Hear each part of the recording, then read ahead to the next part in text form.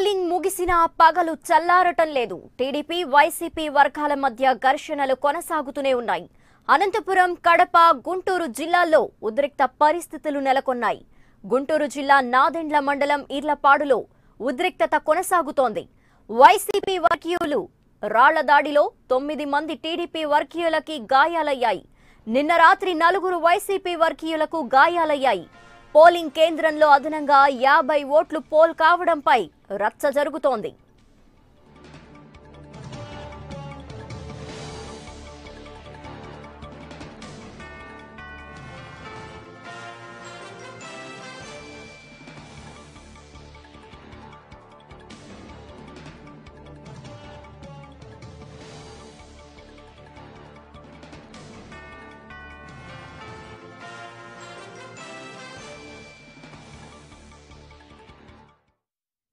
ఇదే విషయంపై మరిన్ని డీటెయిల్స్ మా ప్రతినిధి సాంబశివరావు అడిగి తెలుసుకుందాం. సాంబశివరావు, పోలింగ్ అయిపోయినప్పటికీ ఇంకా టీడీపీ వైసీపీ వర్గీయులకి గొడవలు ఇంకా జరుగుతూనే ఉన్నాయి, ఉద్రిక్త పరిస్థితులు నెలకొని ఉన్నాయని తెలుస్తోంది. సో దీనిపై డీటెయిల్స్ ఏంటి?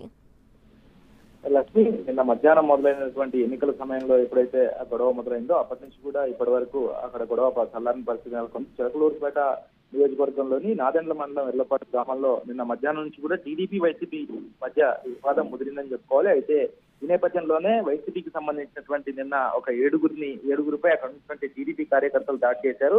దాడి చేస్తే వారికి కొంత గాయాలయ్యాయి. అయినప్పటికీ కూడా రాత్రి సమయంలో కూడా అదే పరిస్థితి అక్కడ నెలకొంది. తెల్లవారుజామున 5 గంటలకు కూడా అక్కడ గొడవ సద్దుమణగని పరిస్థితి అయితే నెలకొందని చెప్పుకోవాలి. ముఖ్యంగా ఏదైతే ఇర్లపాడు గ్రామంలో జరిగినటువంటి పోలింగ్ లో అక్కడ ఉన్నటువంటి పోలింగ్ శాతం కంటే కూడా ఎంతమంది అయితే ప్రజలు ఉన్నారో ఓటర్లు అంతకంటే ఒక 50 ఓట్లు ఎక్కువగా పోలైనట్టుగా తెలుస్తుంది. మరి ఆ 50 ఓట్లు ఎక్కడి నుంచి వచ్చాయి, ఎట్లా పోలయ్యాయి అంటే ఖచ్చితంగా రిగ్గింగ్ జరిగి ఉండాలి, లేకపోతే అక్కడ ఎవరైనా దొంగ ఓట్లైనా వేసి ఉండాలి అని చెప్పేసి ఇక్కడ ఉన్నటువంటి నాయకులు భావిస్తున్నారు. ఒక పక్కేమో టీడీపీ నాయకులే ఆ 50 ఓట్లు వేయించారని వైసీపీ నాయకులు ఆరోపిస్తామంటే, లేదు వైసీపీ నాయకులే 50 ఓట్లు వేయించారంటూ టీడీపీ నాయకులు ఆరోపిస్తా ఉన్నారు. ఇరువురు కూడా పరస్పరం ఒకరికొకరు దూషించుకుంటూ ఒకరిపై ఒకరు నిందలు వేసుకుంటూ ముందుకు పోతున్న పరిస్థితుల నేపథ్యంలోనే అక్కడ వివాదం ముదిరింది. ప్రస్తుతం అక్కడ 144 సెక్షన్ అమల్లో ఉంది. ఆ పోలీసులు కూడా అక్కడికి చేరుకున్నారు. అయినప్పటికీ కూడా ఆ గొడవ సద్దుమణిగే పరిస్థితి అయితే కనపడలేదు. ప్రస్తుతం అక్కడ డిఎస్పీ స్థాయి అధికారి ఆ గ్రామాన్ని పూర్తిగా కూడా పర్యవేక్షణలోకి తీసుకొని ఆ ప్రస్తుతం ఎటువంటి ఇబ్బందులు కడగకుండా పూర్తి బందోబస్తును కూడా ఏర్పాటు చేశారు. అయినప్పటికీ కూడా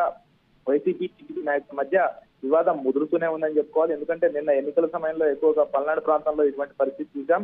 అక్కడ కొంత సద్దుమణిగింది అని ఆ గ్రామంలో ఉన్నటువంటి ప్రజలు ఊపిరి పీల్చుకున్న నేపథ్యంలో మళ్ళీ చిలకలూరుపేటలో నిన్న మధ్యాహ్నం నుంచి మొదలైనటువంటి వివాదం ఇంకా కొనసాగుతూనే ఉంది. ప్రస్తుతం అక్కడ 144 సెక్షన్ విధించారు. గ్రామంలో ఉన్నటువంటి పోలీసులంతా కూడా ఆ గ్రామాన్ని పోలీసులంతా ఆధీనంలోకి తీసుకున్నారు. ఎటువంటి సంఘటనలు జరగకుండా ముందస్తుగా చర్యలు చేపట్టే దిశగా అక్కడ ఉన్నటువంటి పోలీసు అధికారులు ముందుకు పోతా ఉన్నారు. ప్రస్తుతం అక్కడ జరిగినటువంటి వివాదంలో కొంతమంది నాయకులకు గాయాలైనట్టుగా తెలుస్తుంది. వాళ్ళని ఆసుపత్రికి తరలించారు. ప్రస్తుతం ఎటువంటి ఆ 50 ఓట్లు మరి ఎక్కడి నుంచి పోలయ్యాయి, మరి రీపోలింగ్ ఏమన్నా పెడతారా అనేది మరి ఆ ఎలక్షన్ కమిషన్ ఆధీనంలోకి తీసుకున్నాక ఓటింగ్ శాతాన్ని బట్టి ఆ 50 ఓట్లు ఎక్కడి నుంచి వచ్చాయనే దాన్ని ఆధీనంలోకి తీసుకున్నాక పరిస్థితి సద్దుమణిగే అవకాశం మాత్రం కనపడతా ఉంది. లక్ష్మి.